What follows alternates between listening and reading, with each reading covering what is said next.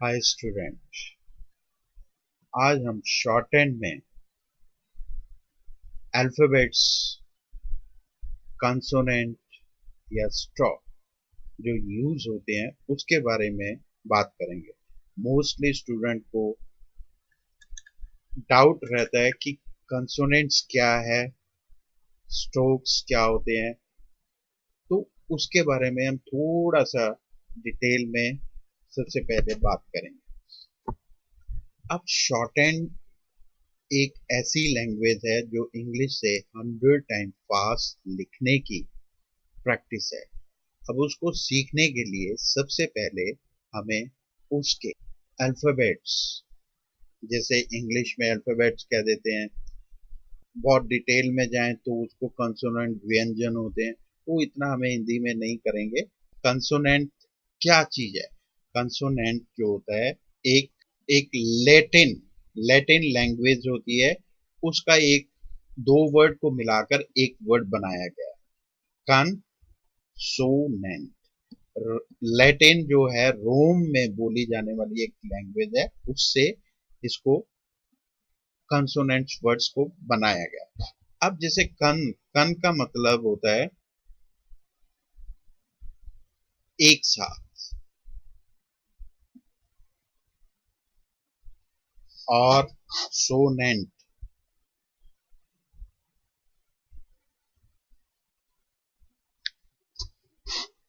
Sounding.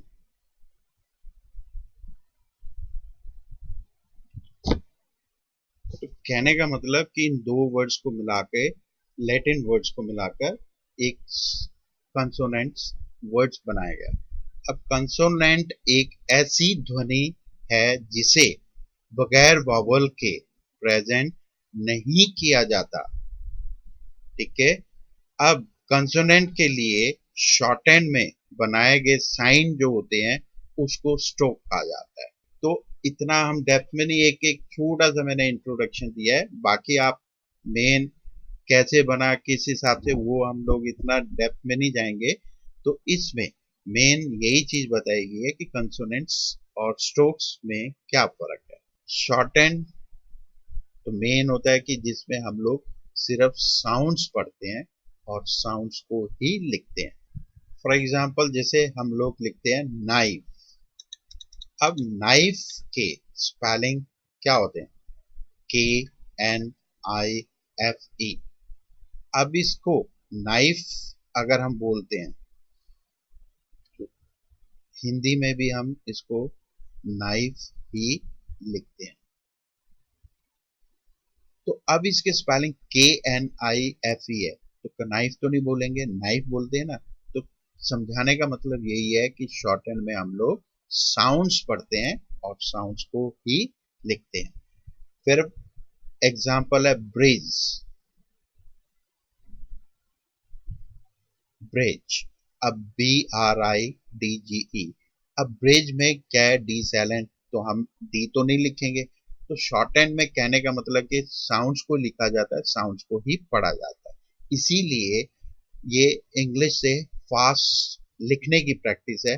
वो step by step आपको समझाया जाएगा कैसे ये वर्ड्स बनेंगे। अभी तो सबसे पहले कि आपको बेसिक पता होना चाहिए कि शॉर्ट हैंड क्या चीज है, कैसे पढ़ते हैं और कैसे लिखते हैं। अब फॉर एग्जाम्पल नॉट, नॉट। इसी तरीके से नॉलेज। अब कई कंफ्यूजन हो जाता है कि नाइफ लिखना है तो हम उधर भी KNIFE ऐसे लिखें, नहीं। इसमें शॉर्ट हैंड में अगर हम ऐसे लिखेंगे, नाइफ लिखते हैं, ये अभी आपको तो समझ नहीं आएगा किस हिसाब से बने हैं, बट आपको थोड़ा सा एक ब्रीफ दे रहा हूं कि नाइफ शॉर्ट हैंड में इस तरीके से सिर्फ साउंड ही लिखी, हमने के नहीं इसमें यूज करा। फिर इसी तरीके से ब्रिज, ब्रिज, ब्रिज। अब इसी तरीके से नॉट, ये अभी के हिसाब से नॉट है, बाकी आगे जाके ये नॉट शॉर्ट हो जाता है। ठीक है। तो ये चीजें, ये इतना बड़ा वर्ड्स हम लिख रहे हैं 4 स्ट्रोक्स का, पर इसमें एक में ही हमारा वर्ड्स बन गया। तो इसको नॉट कहते हैं। अब इसी तरीके से नॉलेज, नॉलेज, तो नॉलेज शॉर्ट हैंड में ऐसे लिखते हैं, नॉलेज। अब ये समझाने का मतलब यही है कि इसको हम लोग शॉर्ट हैंड में इतना इजीली, अगर आप इंग्लिश में लिखोगे कितना टाइम लगेगा, शॉर्ट हैंड में 1 सेकेंड में ही हम लोग ये वर्ड्स बना लेते हैं। तो ये एक एग्जांपल्स आपको दिया कि किस हिसाब से हमारे वर्ड्स बनते हैं और पढ़ते हैं हम लोग, कि जैसे सिर्फ हम साउंड्स को लिख रहे हैं, साउंड्स को ही पढ़ा जाता है। अब इसी तरीके से अब शॉर्ट हैंड में हमारे पास टोटल 24 स्ट्रोक्स होते हैं, प्लस 2 एक्स्ट्रा स्ट्रोक हैं, यानी कह सकते हैं कि हमारे पास 26 स्ट्रोक्स हैं। तो अब इसमें 26 में क्या होता है कि main three types of strokes, one is a straight stroke.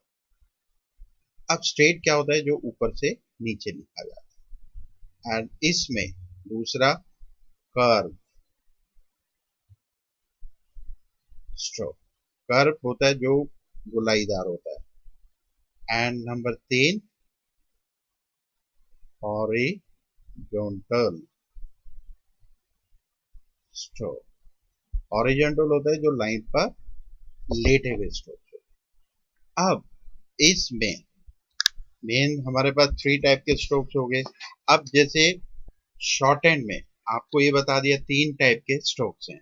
अगर आपको बताया जाए इसको लिखने का तरीका कि आपने स्ट्रेट स्ट्रोक लिखना है, ऐसे लिख दिया, ऐसे लिख दिया, ये लिख दिया, कुछ भी किसी भी तरीके से बना दिया स्ट्रेट। अगर सपोज मैं इसको ABCD नाम दे दूं और अलग से ऐसे लिख दिया, तो आपसे अगर पूछा जाए कौन सा ए है, कौन सा बी, कौन सा सी, तो हमारे को कुछ भी पता नहीं चलेगा। तो इसलिए हम शॉर्ट हैंड में क्या करते हैं, अकॉर्डिंग टू एंगल्स के हिसाब से हम लोग शॉर्ट हैंड्स को स्ट्रोक, एंगल का मतलब होता है कोण, जितने भी स्ट्रोक्स हैं अकॉर्डिंग टू एंगल्स हम लोग बनाते हैं। अब एंगल्स किस एंगल से बनेगा, सबसे पहले हम लोग 120, 90, 60 या लाइन पर लटा देते हैं 180 डिग्री पे। अब जगह इस एंगल के हिसाब से अगर कोई भी आउटलाइन को बनाया जाए, अगर आपसे पूछा जाए जैसे अब इस 120, 90, 60 या लाइन पर अगर मैं आप इसका नाम दे दिया A, B, C and D, और अगर आपसे पूछा जाए तो आप पहचान जाओगे कि this is a C, this is A, this is a B and this is D। कोई कंफ्यूजन नहीं होता क्योंकि सबकी शक्लें अलग अलग है। तो समझाने का मतलब यही है, कोई भी शॉर्ट हैंड में आउटलाइन जो बनेगी अकॉर्डिंग टू एंगल्स। अब इसमें आपको बताया जाता है कि आपने, अगर आपको बताया कि ऊपर से नीचे लिखना है, आपको नहीं जी हम ऐसे लिख देते हैं, क्या फर्क पड़ेगा, देखने में तो एक जैसे हैं। तो इसका डाउनवर्ड का कुछ और मतलब बन जाएगा, अपवर्ड का कुछ और मतलब। अगर आपको बताया लाइट करना है, आपको नहीं जी हम इसको डार्क कर देते हैं, तो डार्क का मतलब चेंज हो जाएगा। मीडियम बोला करने को आपने छोटा सा बना दिया तो मतलब चेंज। गलती से बिंदी या कांटा भी मारोगे कोई ना कोई मतलब बन जाएगा। तो समझाने का मतलब यही था कि जैसा आपको बताया जाए उस हिसाब से आपने इसको बनाना। अब इसमें मैंने बताया कि हमारे पास टोटल 24 प्लस 2 26 कंसोनेंट्स होते हैं। अब इसी तरीके से जैसे अब ये 120 डिग्री पे, 90, 60 या 180। तो 180 के बनाने के बाद अब सारे स्ट्रोक तो खत्म नहीं होंगे। तो अब हमारे को ये जो सर्कल है, सर्कल में इस तरीके से क्रॉस करेंगे। अब कर्व स्ट्रोक्स, ये तो हो गया स्ट्रेट स्ट्रोक के।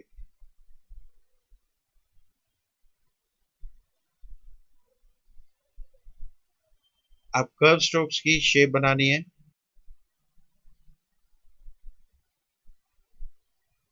ठीक है, तो उसमें भी हमारे को जैसे हम लिखने का ढंग होता है कि 120,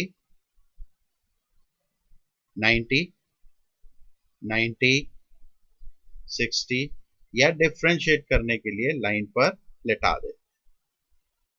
इसी तरीके से अब हमारे को शेप का कई बार आइडिया नहीं रहता, हम ज्यादा गुलाई में कर देते हैं, या तो हमने ये सर्कल ड्रॉ करके आपको क्लियर कर रहे हैं कि जैसे अब ये बनेगा, कुछ शेप आपकी इस एंगल में बनेगी सर्कल के, कुछ इस शेप में, कुछ को इस शेप में बनाया जाएगा, कुछ को इस तरीके से। एंड क्रॉस करने का मतलब है कुछ आउटलाइंस इस शेप में। अभी आपको आगे एक्सप्लेन करते हैं कि किस हिसाब से कुछ जो लाइन पर लेटे हुए स्ट्रोक्स होते हैं इस एंगल में, इस तरीके से, और इस शेप में बने।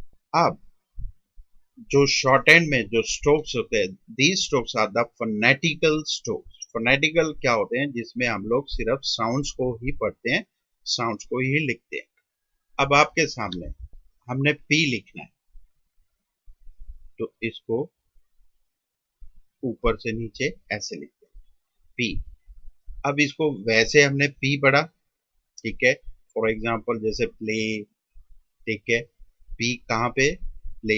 ये तो वर्ड्स बता दिए, वर्ड्स को अभी आपने इतना नहीं देना कि आप इसको प्रोनाउंस क्या करोगे। This is a P. इसी तरीके से अगर हम डार्क कर दें, इसी को डार्क किया जाए,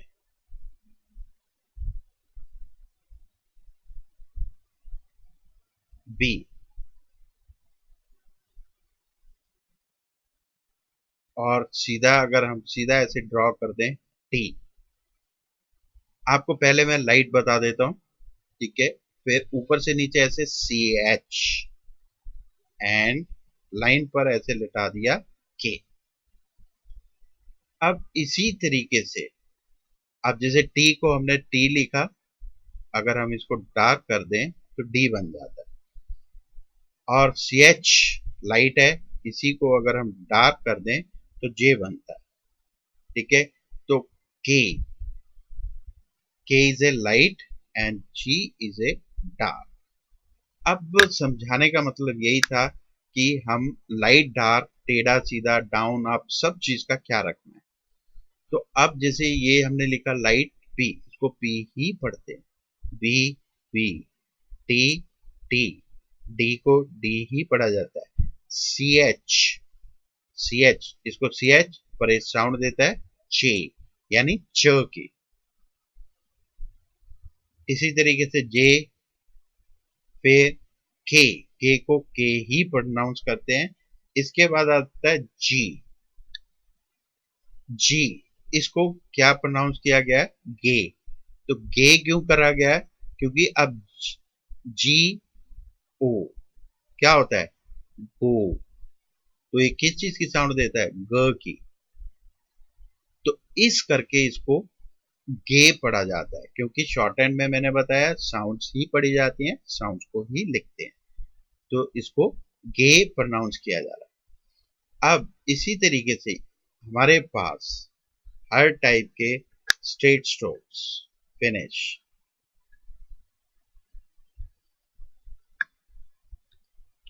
जैसे एक बार फिर बताता हूं कि हमने चले 120, ठीक है, 90, 60 या लाइन पर, तो इसी का हमने क्या करा? लाइट कर रहा P T C H and K, और इसी को अगर हम डार्क कर देते हैं तो ये बन गया पी,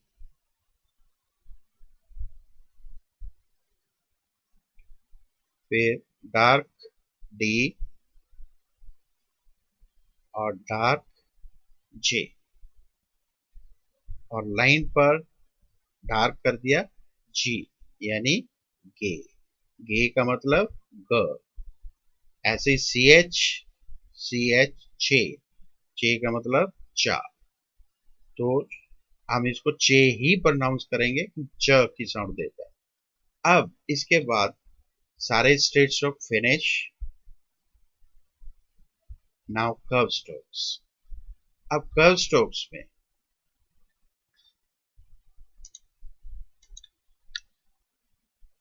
लाइट वाले पहले बता रहा हूं, एफ, इसको एफ ही प्रोनाउंस करेंगे। फिर आता है टी एच, इसको इथ, इथ क्यों कर रहे हैं, क्योंकि ये था की साउंड देता है। फिर इसी तरीके से S, light S H, M N.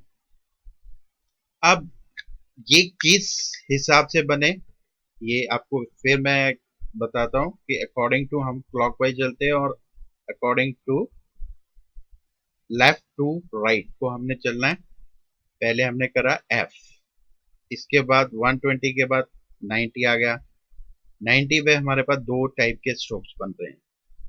फिर 60, फिर हॉरिजॉन्टल लाइन पर लेटा दिया, तो ये हमारा हमने बना दिया F, H, S, S H और एम। अब इन्हीं को डार्क किया जाए। अब जैसे इसी को जैसे हमने डार्क कर दिया तो ये वी बनता है। इसी को डार्क कर दें, ये टी एच, दी, इसको हम ऐसे कैपिटल में लिखते हैं तो ये द की साउंड देगा। इसी का डार्क कर दिया, जेड, जेड एच, जी, ये बहुत कम यूज होता है वर्ड, पर फिर भी याद करना है, जी, एम, इसका लाइट जो होता है एन, और इसी को अगर हम डार्क कर दें तो एन जी। आगे मैं पूरा एक्सप्लेन कर रहा हूं। अब देखो, एफ का मैंने बताया डार्क, वी, टी एच, इथ, थ की साउंड, और इसी को डार्क कर दिया जाए तो दी की साउंड, द की साउंड देगा ये। अब जैसे इसको बुक में आपने देखा होगा, इसमें I T H S small में लिखा है, ठीक है। तो स्मॉल में सिर्फ पहचान के लिए, अदरवाइज ऐसा कुछ नहीं है, कैपिटल और स्मॉल का कुछ भी नहीं इसमें। पर टीएच एक जगह थ की साउंड देता है, कुछ जगह पे द की। जैसे फॉर एग्जांपल आपने थिंक करना, थिंक, थिंक में किस चीज की साउंड दे रहा है, थ की। अब जैसे those, T H O S E, those, those में किस चीज की साउंड दे रहा है, द की। तो ऐसा कुछ नहीं है, बस आपने एक लाइट टी एच होता है थ की साउंड देता है, डार्क जो होगा दा की साउंड देगा। सेम इसी तरीके से जेड, जी, इसी तरीके से एस एच की तरह डार्क कर दिया हमने, जेड एच, जी। अब आपने पढ़ा एम, लाइन पर ऐसे लेटा दे हॉरिजॉन्टल, फिर उसी का ऑपोजिट अगर हम कर देते हैं एन, अगर हम इसी को डार्क कर दें एनजी, एनजी पढ़ते हैं पर साउंड देता है आईएनजी, इंग की। जैसे आपने किंग, लिंग सब में एनजी लगा है पर साउंड आईएनजी। फिर एल, एल हमारे पास बुक में एक ही तरीके से दिया गया है, नीचे से ऊपर, एल। पर आपको मैं स्टार्टिंग में दो एल समझा रहा हूं, एक अपवर्ड एल, एक एल डाउनवर्ड होता है, upward or downward. Look wise both are the same, meaning wise same, but writing wise different. One is a up and second is a downward. ये क्यों? आगे जाके बुक में दोनों डाउनवर्ड एल इंट्रोड्यूस कर दिया, तो उस टाइम कंफ्यूजन ना हो, तो इसलिए मैंने आपको स्टार्टिंग में ही बता दिया कि एल हमारे पास दो टाइप के हैं, एक अपवर्ड है, एक डाउनवर्ड। अब हर टाइप के हमारे पास curve strokes, finish, straight stroke, finish. अब क्या करते हैं, आर, आर को हम लोग ऊपर से नीचे ऐसे लिखेंगे, डाउनवर्ड आर। एरो के साइन आपने नहीं लगाने, जस्ट फॉर डायरेक्शंस के लिए। एक आर डाउनवर्ड है और एक आर अपवर्ड लिखा जाता है। अब अपवर्ड आर हमने पढ़ा था कि हम लोग 120, 90, 60 या लाइन पर आर को 30 डिग्री पे लिखा जा रहा है। क्यों? क्योंकि इसका रीजन है, अगर हम सी एच ऐसे लिखते हैं और आर को ऐसे लिखते हैं, तो वर्ड्स अगर कभी बने हो शॉर्ट हैंड में, तो हमारे को पढ़ने में प्रॉब्लम हो जाएगी कि हमने सी एच लिखा है कि आर लिखा है। तो फर्क डालने के लिए आर को 30 डिग्री पे लिखा जाता है और ये नीचे से ऊपर को जाता है, तो इसलिए आर हमारे पास टू टाइप के हो गए। अब इसी तरीके से ये आर इस तरीके 30 डिग्री पे। अब इसको हम मोस्टली रे प्रोनाउंस करते हैं, और जो पहले वाला आपको बताया डाउनवर्ड, इसको आर। इसी तरीके से आर वाले तरीके से 30 डिग्री पे ही अगर हम लिखेंगे इसको, और स्टार्टिंग में छोटा हुक लगा दें और नीचे से ऊपर को जाएगा, तो दिस इज ए डब्ल्यू। और हुक अंदर की तरफ लगाओ तो ये वाई। और एच, एच भी हमारे पास दो टाइप के हैं, एक डाउनवर्ड ऊपर से नीचे की तरफ, एक एच अपवर्ड होता है नीचे से ऊपर। तो एच हमारे पास दो टाइप के हो गए, एक डाउनवर्ड एक अपवर्ड। कब डाउनवर्ड कब अपवर्ड आएगा वो बाद में क्लियर होगा। Downward R, downward L, upward R, upward L, ये सब आगे जाके आपको क्लियर किया जाएगा कब कब किस तरीके से यूज हो। तो समझाने का मतलब यही है, शॉर्ट हैंड में साउंड्स पढ़ी जाती है, साउंड्स को ही लिखा जाता है। तो ये आपके पास हर टाइप के, लेफ्ट साइड पे बुक भी खुली है, कोई डाउट हो तो बुक में से आप देख सकते हो। और ये आपके पास टेबल है, ठीक है, इसमें साउंड्स के हिसाब से आपको बताया गया है। मोस्टली जितने भी अल्फाबेट्स हैं हमारे पास डाउनवर्ड होते हैं। अब कुछ स्ट्रोक्स हमने अपवर्ड पढ़े जो 30 डिग्री पे लिखे जाते हैं, वो अपवर्ड होंगे, ठीक है। तो इनको प्रैक्टिस करने के लिए आपको रजिस्टर पे हर अल्फाबेट्स के दो दो पेज बनाने हैं। और ये शॉर्ट हैंड एक ऐसी लैंग्वेज है जिसको आपको लिख के ही प्रैक्टिस करनी है। अगर आप सोचो मुंह जबानी करना है तो ये नहीं याद होंगे, आपको हमेशा इसको लिख लिख के ही प्रैक्टिस करना है। और इसके बाद जब अगर आपको ये याद हो जाएंगे, तभी नेक्स्ट स्टेप आपको समझ आएगा। और नेक्स्ट स्टेप जो है हमारा ज्वाइनिंग का होगा, वो ज्वाइनिंग के बारे में आपको नेक्स्ट वीडियो में आपको बताया जाएगा किस हिसाब से इनको आपस में जोड़ेंगे। उसके बाद वॉवल्स, तो ये स्टेप बाय स्टेप आपको करना है। पहले तो आपको ये अल्फाबेट सारे याद करने हैं, एक दिन में तो ये याद नहीं होंगे, थोड़ा थोड़ा करके पहले स्ट्रेट स्ट्रोक याद कर लो, क्योंकि ये चार हैं, चार के 8 बन जाते हैं। तो सेम इसी तरीके से एक दिन में ये याद कर लो। सेकेंड डे कर्व स्ट्रोक्स, अब ये मेन 1 2 3 4 5 6, 6 12 प्लस 1 13 स्ट्रोक्स होते हैं। सेकेंड डे ये याद करिए। थर्ड डे आपको आर, एल के बारे में, डब्ल्यू, वाई, एच, ये थर्ड डे आपको ये याद करने हैं। इसी हिसाब से अगर आप प्रैक्टिस करोगे, जितना आप लिख लिख के प्रैक्टिस करोगे, तभी ये याद हो। ठीक है। Okay, thank you.